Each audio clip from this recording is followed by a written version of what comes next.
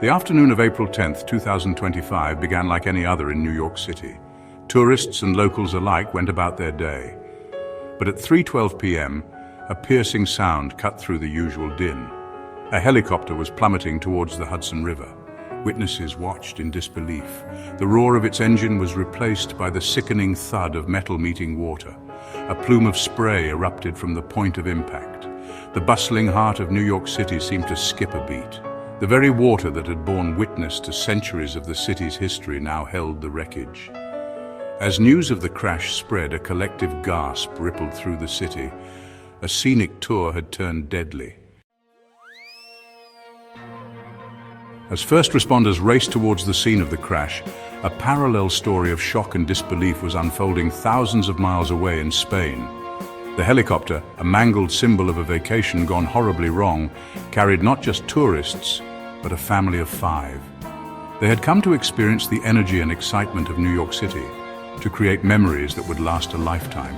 The Garcia family, parents Javier and Isabella, and their 3 children, 12-year-old Miguel, 10-year-old Sophia, and little Eleanor, just 7 years old, had been on the trip of a lifetime. Their itinerary was filled with iconic landmarks, Broadway shows, and the promise of shared laughter and adventure. They were a family much like any other, their lives a tapestry of school days, family dinners, and dreams for the future.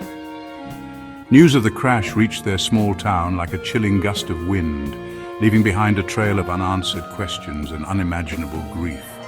Friends and neighbors gathered, offering what little comfort they could to grandparents suddenly burdened with the unthinkable task of explaining tragedy to their grandchildren.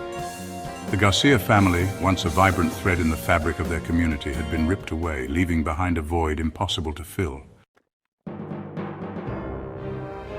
The moments following the crash were a blur of chaos and urgency. Eyewitness accounts, fragmented and raw, painted a picture of sudden terror and disbelief.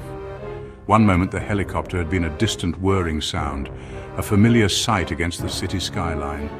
The next, it was a metal bird in freefall, its descent a horrifying spectacle that defied the laws of physics and logic. Tourists on sightseeing boats watched in horror as the helicopter, trailing smoke and seemingly out of control, plunged into the water only meters from their position. The impact, a sickening crunch of metal against water, sent shockwaves through the air and the hearts of those who witnessed it. Screams pierced the air, a cacophony of fear and disbelief that echoed across the water. Video footage captured on smartphones and security cameras quickly surfaced, each frame a stark reminder of the unforgiving nature of fate. The footage showed the helicopter's final, desperate moments, its descent too rapid, its angle too severe to suggest anything but disaster. The images, though grainy and incomplete, served as a gut-wrenching reminder of the fragility of life and the brutal finality of the crash. Section 4. A race against time, immediate response, and the search for answers. The frantic call to emergency services came at 3:14 p.m., just minutes after the helicopter vanished beneath the surface of the Hudson. The response was immediate and overwhelming. Sirens wailed, their urgency cutting through the stunned silence that had settled over the city. Dozens of emergency vehicles converged on the scene, their flashing lights painting the waterfront in a macabre kaleidoscope of red and blue.